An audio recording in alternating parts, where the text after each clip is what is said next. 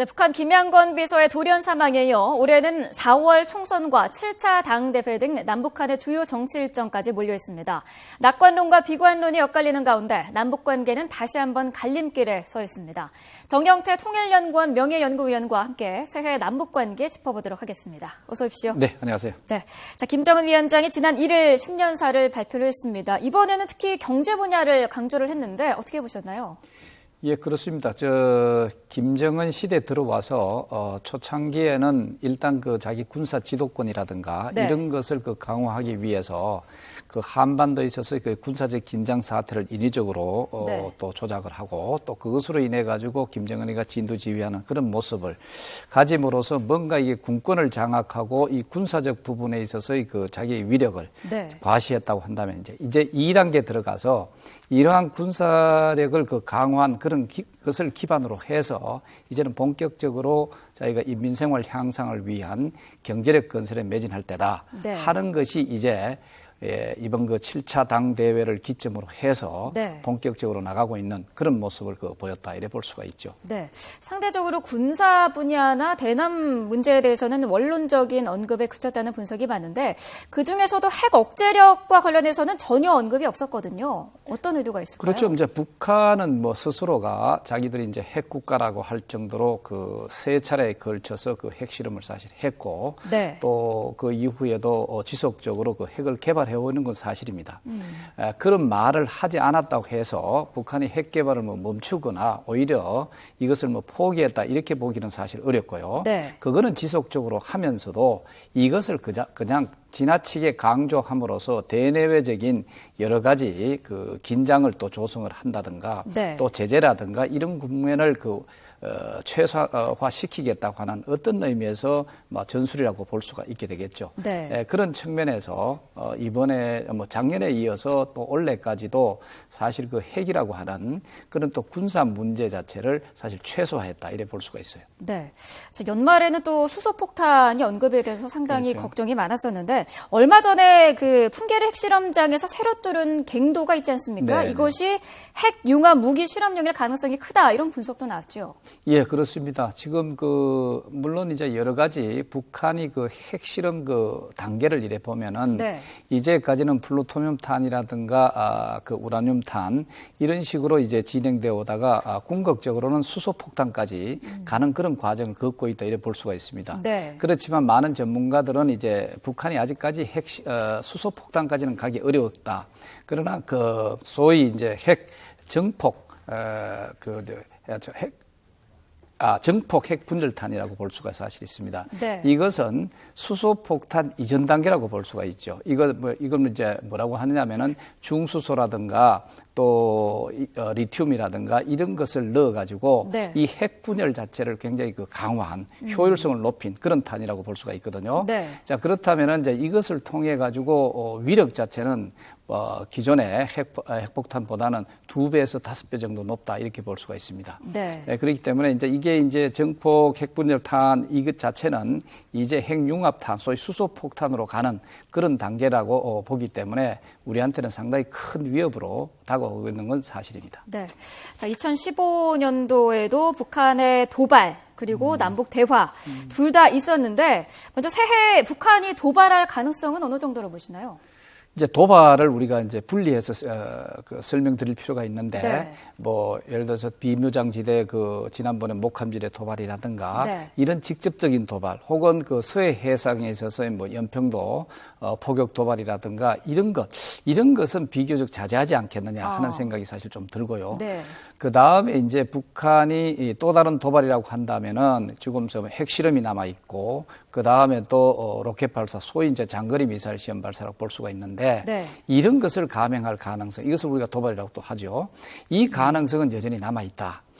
북한이 이제 항상 자기들이 실질적으로 남북 대화를 하든가 아니면은 미북 간의 대화를 이끌어내기 위해서는 이러한 강력한 자기들의 군사적 수단 이런 것을 먼저 시위를 하고 네. 이것을 기반으로 해서 뭔가 이 대화에서 주도권을 잡고 이 대화를 이끌어가는 그런 모습을 보인다고 한다면은 네. 원래 역시도 그 핵실험이라든가 아니면 그 장거리 로켓 시험 발사라든가 이런 네. 것은 도발로서 남아있다 이래 볼 수가 있죠. 사실 그 박근혜 대통령도 그랬고 김정은 위원장도 그 새해 신년사를 발표를 하면서 남북 간의 대화 의지는 밝혔거든요. 네. 그렇다면 이런 대화 분위기가 올해도 계속 이어질 것으로 보시나요? 저는 신년사에서도 물론 많은 그 우리 현 정부, 박근혜 정부를 그 비판하고 네. 그다음에 또 여러 가지 우리가 통일 준비다 이런 것을 가지고 이것을 뭐 흡수 통일에 대한 제도 통일이라든가 이런 식으로 이제 비난을 사실 하기는 했습니다. 네. 그렇지만 말미에 가서 역시 소위 그 8.25 합의, 작년에 그 목함질의 도발로 인해 가지고 북한이 우선적으로 제의를 하고 해서 그 이끌어낸 네. 그런 그 8.25 합의가 있습니다. 이 8.25 합의 이행에 대해서 굉장히 그 강조를 하고 있는 측면이 있죠. 네. 그래서 이제 8.25 합의의 핵심적인 것은 뭐냐? 고위 당국자 회담을 약속을 했고, 네. 그리고 이산가족 상봉 행사 이것도 그 개최하기로 했고, 그 다음에 더 중요한 것은 또 그 민간 차원의 교류 협력을 그 높인다 이런 네. 식으로 또 있거든요. 올해 경우는 이런 그 8.25 합의에 중점을 둘 것은 물론 이제 북한이 금강산 관광사업 재개라고 하는 거기에 초점을 두겠지만 네. 이외에도 통일전선 차원에서 민간 차원의 교류 협력, 교류라든가 이런 것을 굉장히 그 강화를 하고자 노력하지 않겠느냐 이런 생각이 듭니다. 네. 올해 이제 북한에서 열리는 제7차 당대회도 신년사 곳곳에서 이제 언급이 됐는데 먼저 이 당대회 북한에서 어떤 의미가 있는 행사인가요? 사실은 이 사회주의 체제에 있어서 그 당대회라고 하는 건 필수적인 겁니다. 네. 물론 북한에서는 그 특히 그 김일성, 김정일 시대 이때는 그래도 5년에서 한 6년 정도를 해가지고 기점을 해서 이 당대회를 열도록 되어 있습니다. 네. 이 당대회라고 하는 것은 이 당을 중심으로 해서 그 체제를 움직여 나가는 그런 것이기 때문에 이 중요한 그 당 대표를 결집시켜서 이 당의 정책이라든가 당의 정책을 통한 여러 가지 그 계획이라든가 이런 것을 소위 그 과시를 하고 이것을 또 중심으로 또 일단 실현시켜 나가는 그런 어떤 중요한 행사라고 정치적 행사라고 볼 수가 있죠. 네. 자, 그러면은 7차 노동당 대회에서 가장 큰 변화 어떤 게 예상이 될까요? 7차 노동당 대회에서는 뭐 이번에 그 신년사에서도 많이 드러난 것과 마찬가지로 당을 네. 강조를 하고 그 다음에 경제력 건설을 굉장히 그 강조를 했죠. 이 경제력 건설을 뭐 개혁 개방을 통해 가지고 경제력 건설 뭐 그런 일반 어느 한 측면은 있겠지만 그보다 더 중요한 것은 북한이 말하는 소위 우리식 경제 관리 개선 조치라든가 네. 이런 식의 그 방향으로 이끌어 간다는 거죠. 우리식이라고 한다는 것은 내부 자원을 총동원해 가지고 이제까지 어려웠던 여러 가지 기업이라든가 공장이라든가 네. 이런 것을 정상화시키는 작업을 한다는 거죠. 그래서 인민들을 이제 뭐 장마당이라든가 이런 데서 좀 여러 가지 흐트러져 있으면서 이런 기업소라든가 이런 자기의 본분을 하지 않은 것을 이제는 끌어들여 가지고 당을 여러 가지 그 투입해서 이런 끌어들여서 소위 이제 경제적 실적을 최대화하고자 하는 소위 인민들을 그 이끌어 나가는 그런 그 하나의 그 중요한 그 정책이 기다리고 있다 이렇게 볼 수가 있죠. 네. 올해 또 북한의 행보 가운데 가장 관심인 부분 중에 하나가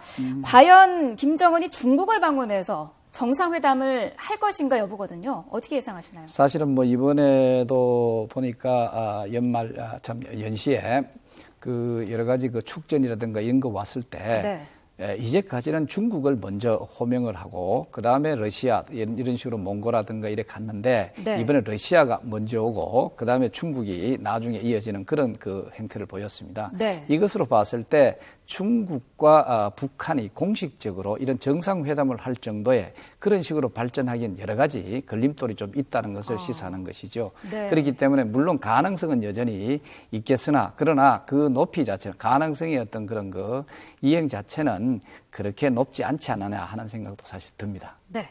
자, 이번에 또 최룡해도 연말에 상당히 관심이었던 인물입니다. 지방으로 좌천된 것으로 알려졌다가 김양건 비서의 장례위원회 이름은 올렸는데 그런데 조문 명단에서도 빠지고요. 장례식장에서도 모습을 드러내지 않았거든요. 그렇죠. 네, 어떻게 해석할 수 있을까요? 그래서 이걸 이제 우리가 두 가지 분석을 해볼 수가 있는데 네. 소위 그 최룡해가 그야말로 그 좌천돼서 그 혁명화 교육을 받고 그것이 새로 이제 다시 올라오기 올라오게 됐다. 이렇게 한다면은 이번 장례식장에 안 나타날 이유가 하나도 없습니다. 네. 왜냐하면 명단에는 있는데 안 나타난다는 그건 오히려 이상한 것이죠.